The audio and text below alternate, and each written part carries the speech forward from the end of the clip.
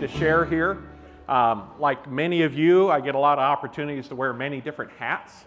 So today I'll be speaking to you with my farmer hat on, even though I'm not going to wear it. So I do appreciate you being here, and all of us are at different levels of our soil health journey, and we're all taking it seriously because you're here. And I hope that you can take away some ideas of what we've done and put to use on your own farm in order to move you along in your next right step in your soil health journey. So like Taylor said, fifth generation family farm. Ancestors settled there in 1869.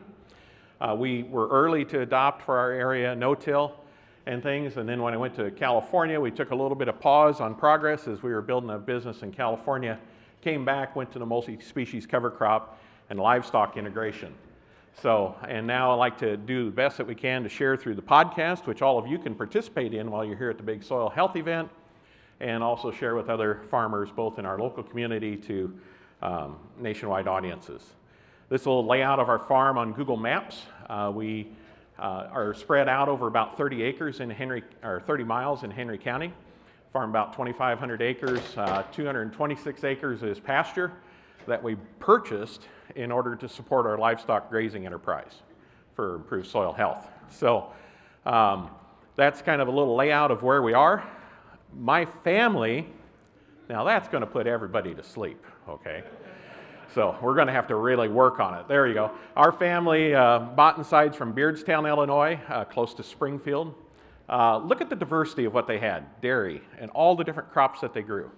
My great-grandfather went to town, sold watermelons and cantaloupes out of a back of his truck at a street corner, okay? Lots of diversity, lots of direct-to-consumer, okay? So we think this whole diversity thing and whole direct-to-consumer is new and cool. Come on. It's the way we used to do it, except for the last maybe 40, 50 years. Then on my mother's side of the family, the Monte side, same thing, large diversity. The saying goes that what you sold off the farm typically walked off the farm, okay? And now today, that same hill that you see in the background is right here. So we had gotten all the way down to corn and soybeans, optimized, thought this was great. We took out every fence, took down 4 or 5 farmsteads, right? Who needs barns? Who needs fences? Who needs wells? Took it all out, right? Because gosh darn it, I'm a corn farmer. And that's what you do. You can't waste that 5 feet of fence row. That's unsightly, has weeds in it. So anyway, so now we come back with no infrastructure to bring livestock back to the land. And when I look at this hill, it's about a 40-acre hill. So you can see what's going on there. I see all of the great things that my ancestors did, and I see all the not so great things, right? So great things was the diversity of the past, and you can still on yield monitors today see where the livestock were 70 years later, right? Everybody's seen that, right? Wouldn't you like your entire farm to look like where the livestock were? Or maybe you just don't like hauling that much grain to town, is it? Okay, so, and then I look on these hillsides here, and I see that erosion from where they plowed. Moldboard plowed those hills. That's what you did. It was organic. That's what you did. But what I also see in the foreground is what we did modern. Look at that oak tree. See those dead root tips? You know what that, or dead branch tips? You know what that's from? Well, when you got a zero-turn mower, what do? You spray Roundup around the base of an oak tree so you don't have to get out the weed eater, right? Oops. Kill our trees, don't we? And then you look, now we're bringing livestock back to the land. There's a baby calf just happened up there on that hillside. Everything's just, it feels right when you're there. And you see that connection. You hear the birds, hundreds of birds follow these herds of cattle that we have. The other thing you see in the combine is we're chasing out pheasants, sharp-tailed grouse, bobwhite, all kinds of feathered critters that we didn't have before we got rid of neonic insecticides and incorporated cover crops. So the change can happen quickly. We're not all doom and gloom. We can do some great things to really make it better. So kind of our journey to share with you where we've been on the soil health principles that I took from Jay Fuhrer, and it does include number 5. Never forget the 5th element, we like to call it. But we minimized disturbance, and we kept the soil covered in 96 when we went to no-till.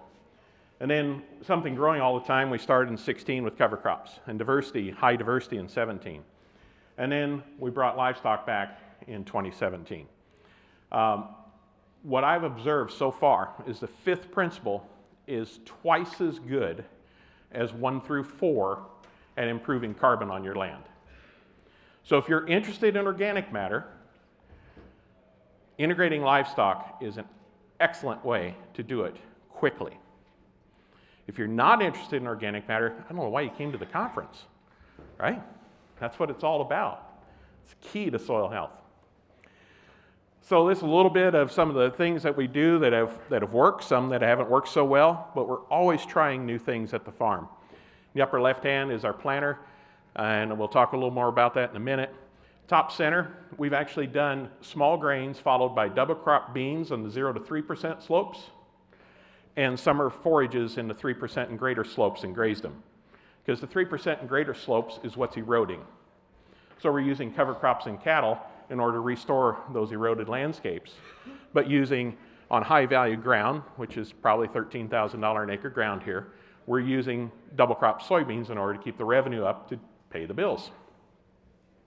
Next is really high density on the upper right cover crops that we're planting no-till corn into. When everything's set up right on the planter, when the nutrition's right on the planter, do not be afraid of high residues. No worm burners, as I like to call them, vertical till, okay? No worm burners are needed. 60-inch corn, Bob said everybody's mentioned 60-inch corn today, so Bob, I'm going to mention it too. We've done work with 60-inch corn in hopes to be able to graze within a standing corn crop with sheep. That's still a work in progress.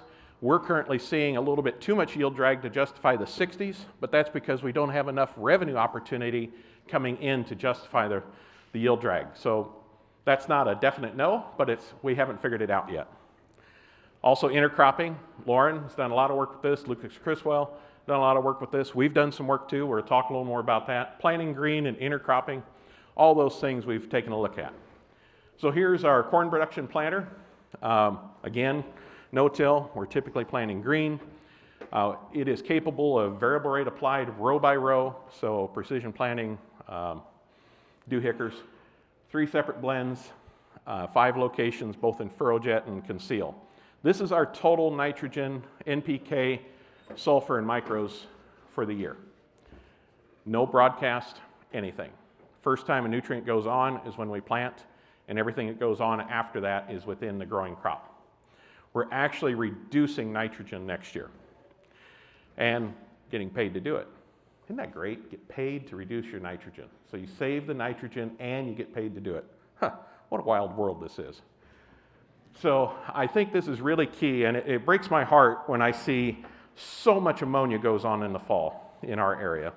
Now I know here in Cedar Falls that doesn't happen, but in my part of Illinois, it is just ammonia everywhere.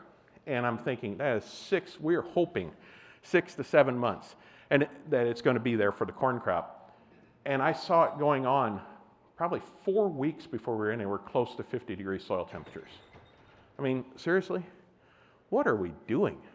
We're in so much of a hurry to cover the acres to satisfy the co-op model that we're breaking our own rules that we've set for ourselves so we don't have problems with regulators.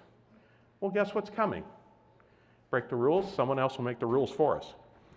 So I think it's really important to set up, when you're going to no-till and cover crops, set up your planting system to where it can handle that variability, whether it can work in a tillage environment, no-till environment, or cover crops. Put the nutrients where the plant needs it, not spread and hope, okay? Next thing that we do, high diversity cover crops. I, for the longest time, have been working on direct seeding them. It works great for getting a stand. What's the problem with drilling? You got to wait for harvest. So we're burning GDUs, getting it to go up. So if somebody could make an aerial applied drill, we'd have the best of both worlds, right? So I am looking seriously into a drone for operation for next year in order to be able to get that cover crop out sooner to take care of those GDUs that we're accumulating in the fall. Because we have to get more growth, we have to get more carbon in there. And like Jay was saying, the first 4 to 8 weeks, We're putting sugars in after that, not so much. So anytime a plant goes to reproduction, guess how many sugars are going to the root? So your 110-day corn doesn't put sugars into the soil 110 days. It puts it in probably about 55 to 60 days. So after tasseling on, we are starving the soil. We have to come up with better ways to keep infusing carbon and sugars in the form of carbon into the soil. Okay, for people that are considering this for the first time, I had a great conversation last night with a gentleman that came for the first time and what he can do and those kind of things. This is almost bulletproof, okay, for my area. Now, the further away from that area that you get, could be there's always a what if, right? But planting green soybeans into cereal rye, that is just easy as can be. And honestly, and plus they have to get it tall, and if you get it tall, we have to roll it down so we don't have light interference. So we've done 2 years of roll studies, not roller crimper, chemical terminate and roll it down so it don't interfere. But we have, on average, gained 7 bushels the acre just by putting that cover crop down so we don't have light interference with the soybeans. But what else do we do when we put it down? We quit farming naked, right? We don't have naked soil. We cover that ground with those stems instead of being vertically. We've created a nice mat on the soil to help with, reducing evaporation, and we're also helping turn and decompose those nutrients in that rye stubble back to the plant, especially in soybeans when they need it later in the season. Companion cropping, still a work in progress. Some things I have learned that you'll find interesting. There's a temptation when you're first starting to go with wheat. It's cheaper, more available, things like that. I found anywhere from 3 to 7 bushels the acre advantage to using rye over wheat. In fact, side by side right here, you can see just to the in that upper picture there, on the left side, that's rye. It's a completely different expression of that soybean plant on a rye cover crop than on a wheat cover crop. It's just mind-blowing. You wouldn't think that's possible. Now, wheat's still better than nothing, but rye's better than wheat. And more diversity is better than just plain rye. So you got to pick where you can start and get going, but I would seriously consider rye as your cover crop there. And then the other things that we have some trouble with, if you do the companion cropping, Jason Mock kind of approach, is that I sell non-GMO soybeans. That goes for food. They don't like gluten in their soybeans, okay? So harvesting all of the seeds, not missing the lower stature rye in there, is a real key. Otherwise, you can get 11,000 bushels rejected, and that's not fun. So, because all of a sudden that 250 bushel premium you count on just goes as regular soybeans. So that's no fun at all. I've paid a lot of tuition to a university that has the letters DAU, okay? Can you guys figure that out? I won't want to say that from stage. But I've paid my fair share of tuition to that university, and that right there was last year's tuition. So what are some of the results? We had an opportunity to host the Soil Health Academy at our farm this year. We got out and we trespassed on the neighbors. We had permission. Full tillage, great farmer, great family, does good work right across the road from us. 1 inch, and it's long-term, used to be moldboard. Now they're aggressive deep chiseling. 15 minutes and 36 seconds, it's a little hard to see there, is how long it takes to infiltrate 1 inch there in full tillage, right? On ours, right across the road, long-term no-till, we grazed it too, those compacting cows. What do you do with all that compaction after those cows been out there? No-till. How did we manage to not have compaction with millions of bison? Well, they have a cloven hoof. They distribute their weight differently. But we're able to infiltrate 1 inch in 2.38. We've got other areas where we can do better than that, but that's okay. I'll take that. I think that's pretty good. But one thing I think is when you have runoff, it's not just water it's leaving. What else is leaving with it? Everything else we've applied, herbicides, right? Fertilizers, everything on the surface, it's taken with it. The most nutrient-abundant soil is gone. So this is my aha moment. When I was doing these things with cover crop and no-till, this is all cool, and then Okay, Gabe Brown was on a speaking tour that year in 2016. I happened to go to the National No-Till Conference. He was talking about his soil one, and he had one about direct marketing. I thought, okay, this is pretty neat. 3 weeks later, I'm at No-Till on the Plains as a student, writing this all down. I hear the same. Sometimes we need to hear things twice, right? I thought, okay, if this is true, I need to do it. If it's not true, I just need to forget it and move on. So I did the Ronald Reagan approach, trust but verify. So took a tour up to Bismarck, North Dakota for my wife's birthday. She thought it was wonderful, right? I said, honey, I'm going to take you on vacation for your birthday.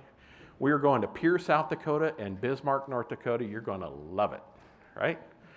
Yeah, she's not here, you see. We're still married, yes, but it was close, no.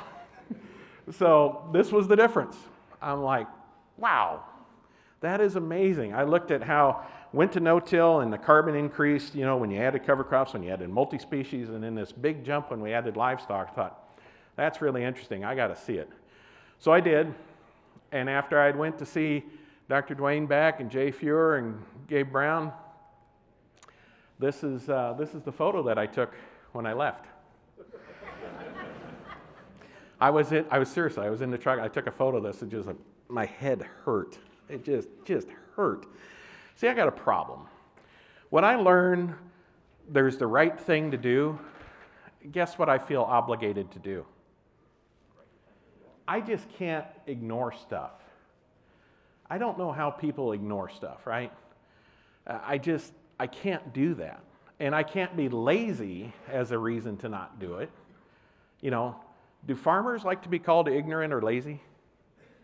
No, we don't. It's not in our DNA. So when we see something better and we know we need to do it, that's when I knew I had to do what I call Project Moo. So here we go. The fifth principle, fifth element coming alive. So you can't just do it a little bit, right? Oh, heck, fire. You got to do the chickens, the pigs, the sheep, the beef cattle, cow-calf pair, full court press. Let's get after it, right? So how do you learn?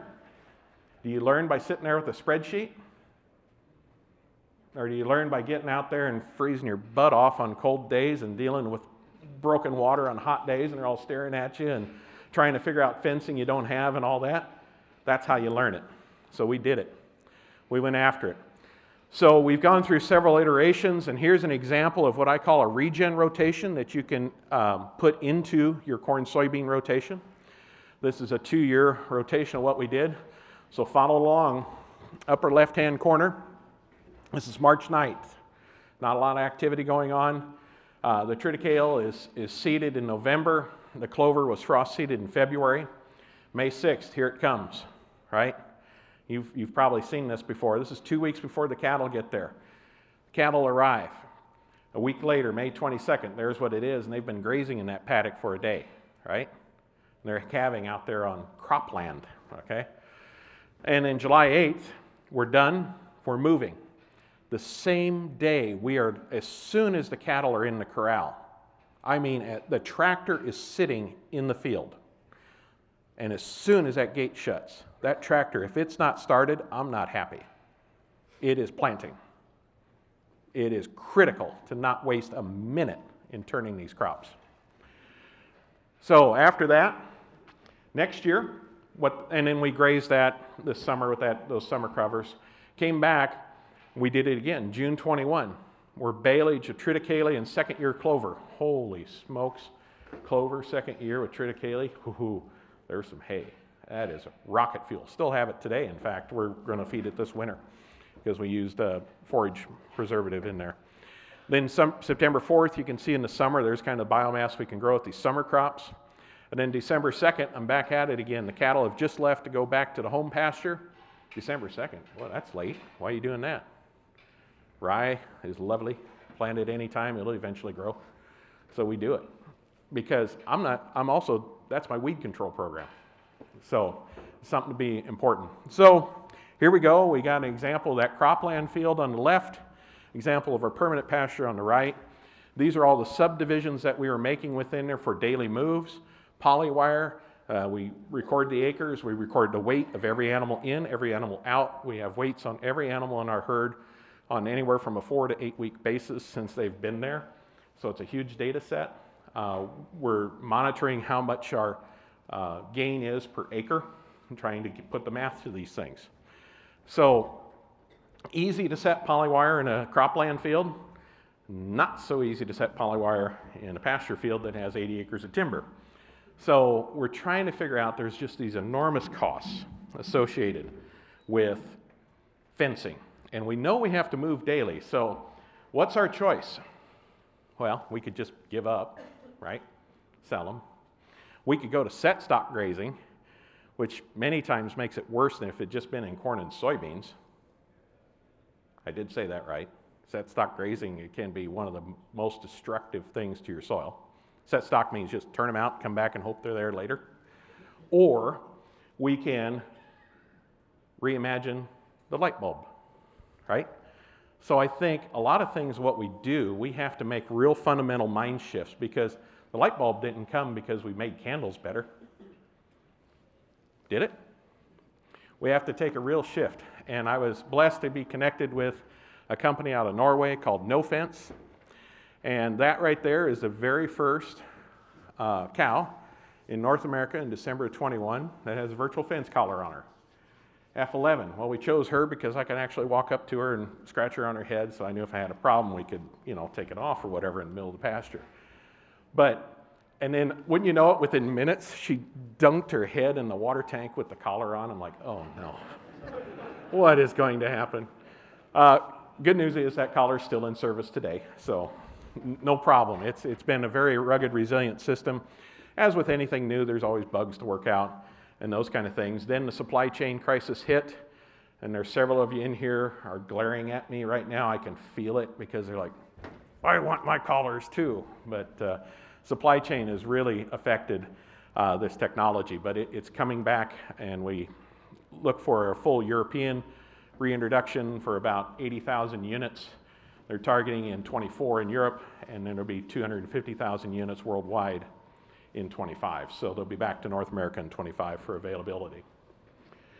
So this is what it is. I can move fence now on my phone. That's kind of handy.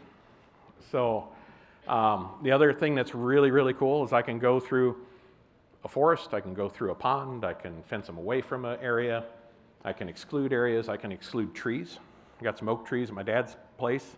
I just put an exclusion boundary around them to where they don't come up and rub on the oak tree, but they can stay within the shade of the oak tree. So there's just some amazing things that this technology is going to allow us to do.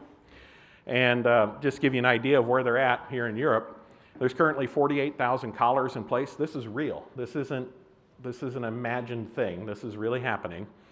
303 million hours, and this is a year ago, okay? So just add a lot more to that. Currently in the US, there's 45 pilot projects. So it's pretty exciting to see. And the animal behavior, what was amazing is they were trained in 4 days. I just was amazing how that worked. And I just really think this is going to open up a world of possibilities for us. So I think one thing that's really interesting is bale grazing. Who does daily move grazing here? You've got to be more than one person. Okay, great. How much do you like doing step-in posts when the ground's froze? Huh? You don't? Do you carry the drill with you? Oh, you're far enough. Smart man. Are you far enough north? Are you got frozen ground? Do you go out and take the drill with you? You are. That's awesome. You got to get like a 3-foot drill bit so you don't have to bend down so far to make the hole. Yeah. Let's just say that's no fun. This takes a whole new level of bale grazing and bale optimization. Wildfire prevention. Okay, you know the kind of fence it takes to keep a goat in? It's the same fence that'll hold what? Water or air. Yeah, that's right. So here's the great part. This is what really sold me on this technology. Guess what it was developed on? Goats. And guess where it was developed in? You think it was on the flatlands of Norway? There's no flat land in Norway. Okay, it was developed in the mountains and the forests out there. And I was over there, we went for our 25th anniversary. We go to this little area that's protected and has these native species that are dying off because it's not getting grazed. Well, the founder takes his goat herd over. It's right in the edge of town. You can walk right up to these goats, and there they are. They're not partying down in town. They're retained by these virtual fences. It's unbelievable how well it works. Solar grazing, great opportunity for it there. Then everybody asks, well, what does it cost? Currently, this is my math, not their math. It costs about 34 cents per head per day with a 5-year life is the life expectancy of those collars. Okay? Is it going to last 5 years? I don't know. Probably. They seem pretty rugged to me. What I look at, what my fencing cost, now if you have a herd of 5,000, this isn't for you, right? It's just because every animal has a collar with a GPS and cell phone built into it, okay? But if you're smaller, if you're 200 or under, this is a great solution in my mind.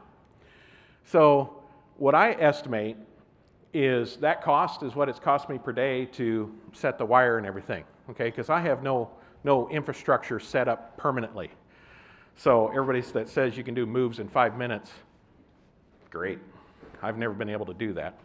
But we figure it offsets that cost. Now, here's the great part, is it unlocks this amazing management potential. Because, you know, gullies, timbers, all these places we couldn't fence through before because you had to basically chainsaw or level land or whatever to make it happen is now all possible, okay? Rocks. You know, frozen ground, anything, it's pretty amazing. So I think this has the potential to really change how we integrate livestock. So here's some behavior observations out. You can see it on the screen up there, but if you see the poly wire, I just was taking down a set, go somewhere else. What do cattle do when you put them into a new paddock, those that have it? They just stop and just start eating? Oh no, where's the boundary? They run around the boundary and maybe run around again, you know, just to kind of figure out where their space is. Then they go to work eating. There's 10, 15 minutes wasted exploring space. Plus, they also trail. So here we are, no-till. Heavy rains in the spring. I see this trail out there. I have to deal with that now. Now, with the virtual fence, no trails. No trails at all. Now, if you leave your water in the same place forever, yeah, you're going to have a trail. You got to move your water every day, just like you move your cattle. But I think it's really interesting now. The other fun part is I could restrict the moms, but the calves would go forward into the freshest forage with the highest energy content. I was creep grazing my calves. We saw about a 30-pound better weaning weight that year that we went to collars. And I thought that was pretty interesting because they're going forward and getting the best bite ahead of the mothers. No more of this. You know, got to drive it down to set the wire. It's one thing for you to be able to set the wire in this tall forage. It's another thing just so that the cows see it. They need to physically see that, otherwise they could be coming up pretty quick and can't put the brakes on before there's a wire, okay? So that's gone, and their behavior totally changes. They walk up to the wire, they start to hear the tone. Funny story, this is free, I didn't plan to add this. I was out there, you know, young mother and her child taking a tour of the ranch, see where their meat comes from and such, and here comes this cow, and I know I'm right on the virtual fence line, okay? This cow's like right here, and her alarm starts going off. It goes doo-doo-doo-doo. I'm thinking, oh no, this cow's gonna get shocked right in front of the mom and the little kid. I'm gonna scar 2 people for the rest of their lives. And it just keeps going up to tone number 9, and she knows that tone number 10 is when it, she turns her head and it goes doo-doo-doo-doo-doo. I mean, they know it so well that it's just mind-blowing. So now I'm never happy with good enough. Here's where I see the real potential in this, is I really want us to create a product called AutoGraze. I don't know who's going to do it.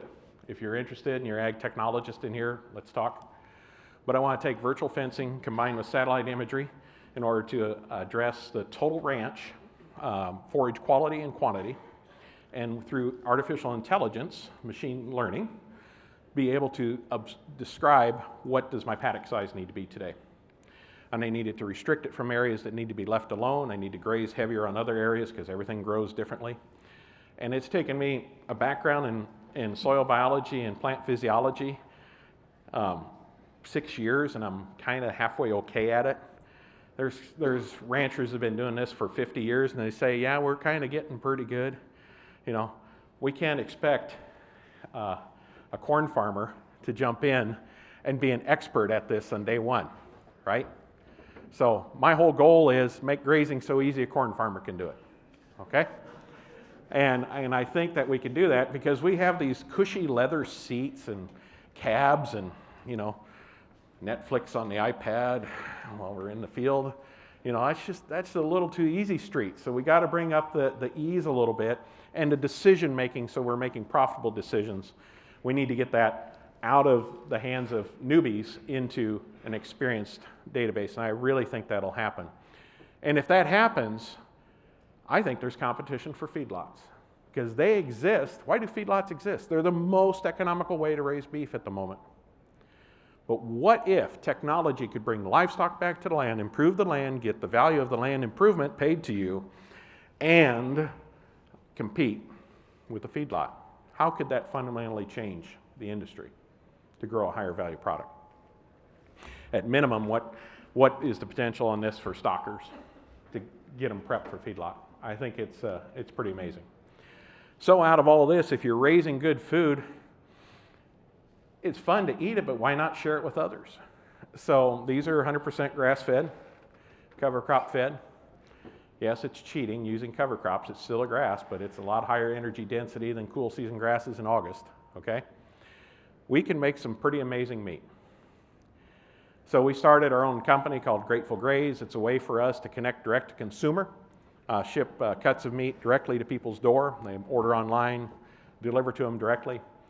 And it's been a great way to really understand what our customer wants, okay? I don't think as farmers we think about our customer enough.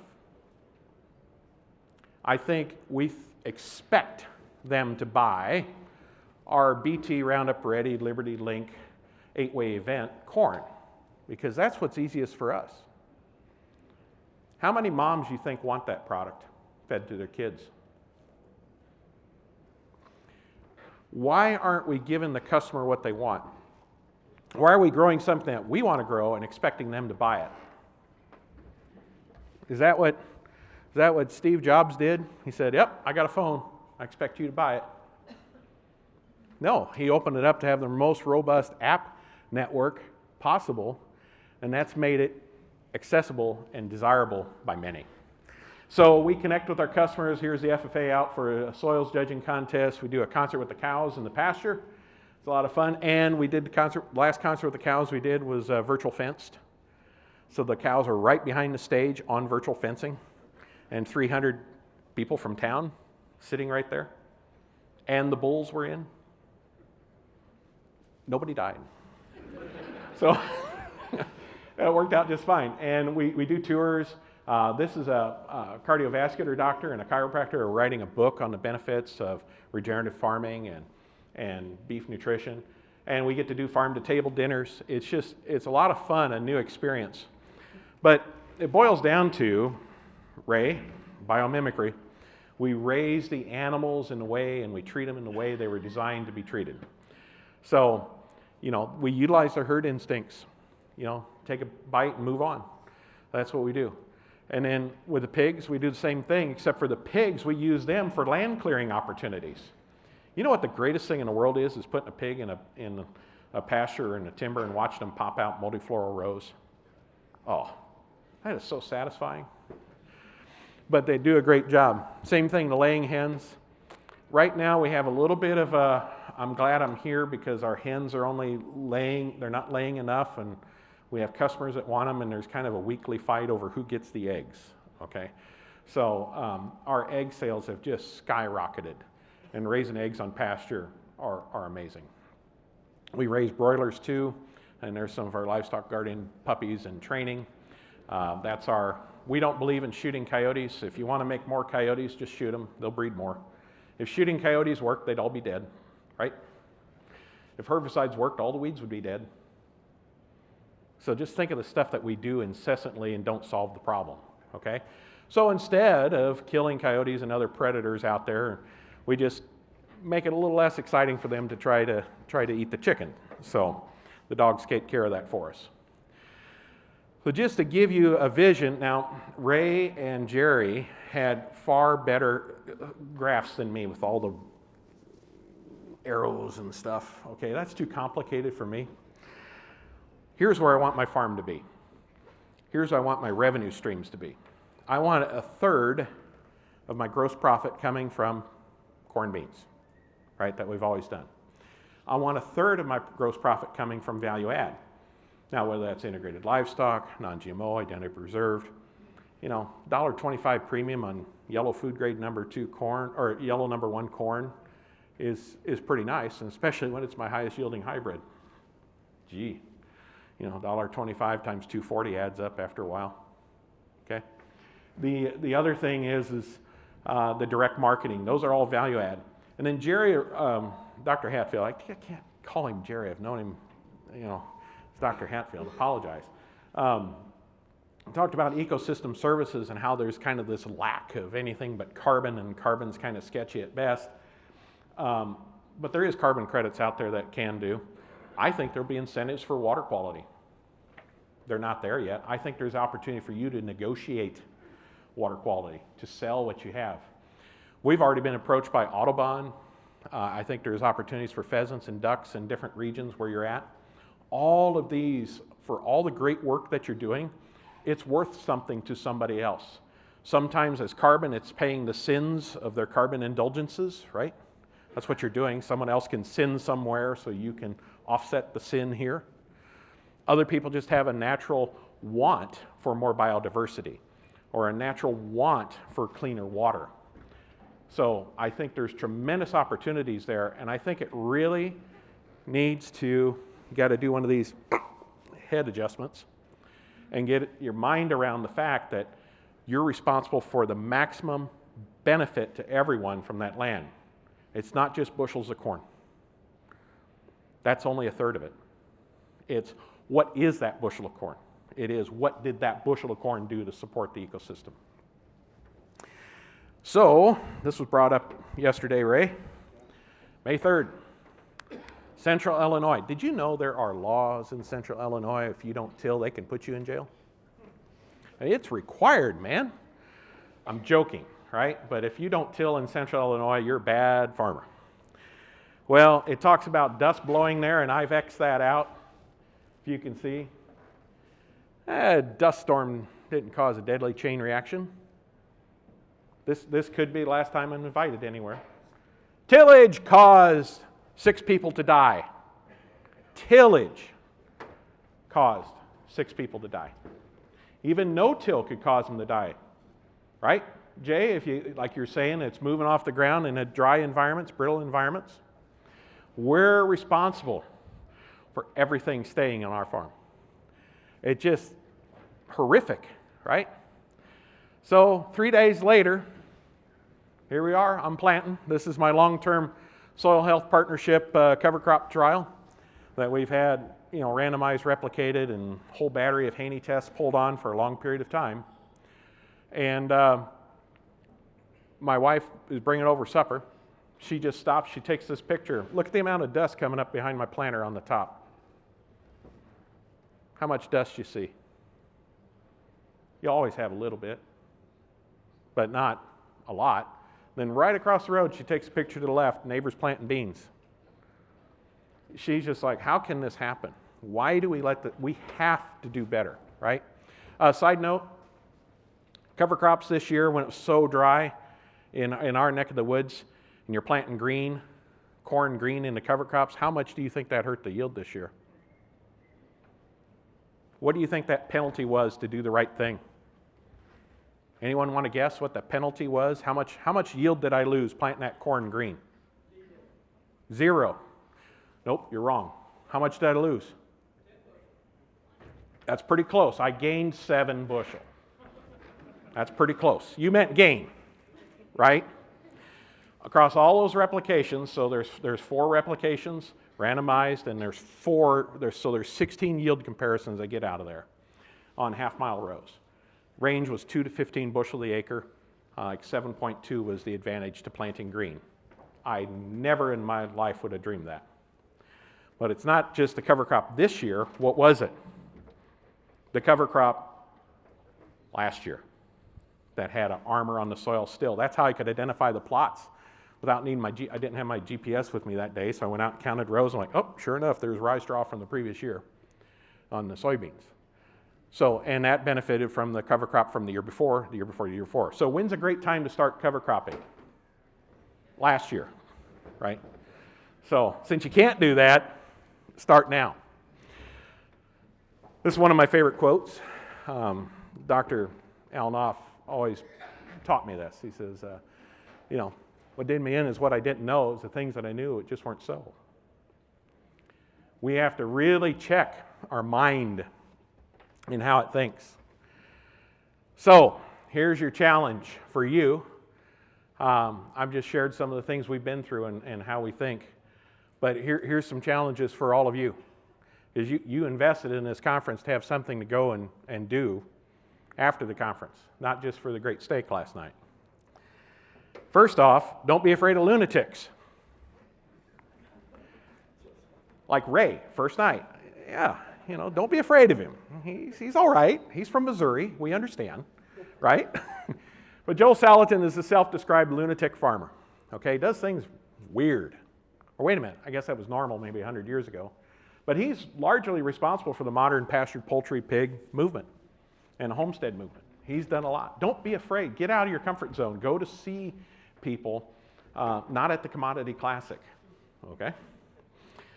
The law of context. This is not a principle understanding ag. This is the law. It applies everywhere. You have to understand the law of context. So what I say may not work for you, but guess who's responsible for knowing that? You. And won't work for me. Nope, that's not an excuse. That is a challenge for how to make the principle work for you. I love what Jay said earlier about take the 5 principles and write out how they apply to your farm. That's powerful. I'm going to do that when I get home. I think that's a great, great thing. So I have a belief in farmers. I believe as farmers, when you know the right thing to do, Walter, they'll do it, won't they? We don't want ostrich farmers, okay? You can't come here, hear this, go home, do nothing. You have to do something different. And I'll warn you, it's a lot of work. Recently, it's kind of made the rounds on social media. Who's heard the Border Collie song? Okay, you have to Google it. Anyone got a Border Collie? Okay, if you own a Border Collie, you have to Google the Border Collie song. There's a little language, I apologize. But it's really, really funny. Do Border Collies just like to sit around in your lap and do nothing all day? The song starts out, I want to work, work, work, work, work, work, work. So that's what they do. So I thought this was a great picture. It's going to be hard work, but you have to adopt the attitude of a Border Collie. You have to be willing to do the work. Here we are. I'm hauling cattle. Ryan's seeding. Grazer's ready to load up the next load. You gotta keep it moving. So here's the changes I've made since I've learned something. No-till. I save the soil. Cover crops capture carbon. The diversity, water management, and weed management, probably the number one benefit for me. With and without non-GMO, weed management's been the number one thing. Neonic free, I'm seeing the results of that now after 5 years. That takes a while to see. It's surprising how persistent neonic seed treatments are, and it's also surprising how annoying it is to get seed that doesn't have it. Ugh. You want me to spend $350 for your seed corn and you can't get it without a seed treatment? I'll go write my check somewhere else. And I do. And it's amazing what happens when you threaten to not buy stuff. Things happen. And livestock integration. Improve soil and provide healthy food for families to enjoy. Never dreamed I'd like the family connection. It's really cool to get to know how our customer thinks. So my future plans, diversity, perennials. I'm looking into agroforestry and perennial crops. Small grains with a cover crop seed. Heritage grains, milling, ciders, and wines. I have permission to plant some wine grapes. I'm looking forward to that, and I don't want to plant muscatels or chardonnays. I'm going to try to do the real French varietals. And then processing, distribution, and marketing, I think with cover crop seed and offering a hub for people who want to participate in the new method of farming to have an opportunity to get to market and get to market together. And as a co-op model, not as a traditional processor model that keeps all the profit. So what's your next right step? Is it no-till? Is it cover crops? Maybe you're already there. It's high diversity cover crops. If you're only planting rye, come on. That's boring. Let's get a little wild. Is it small grains on $15,000 ground? Maybe it should be. Because if you follow Dwayne Beck's research on, the power of crop rotations, which there's not much research on crop rotations long term around, but we can gain so much in the corn and bean yields by having 1 year of wheat.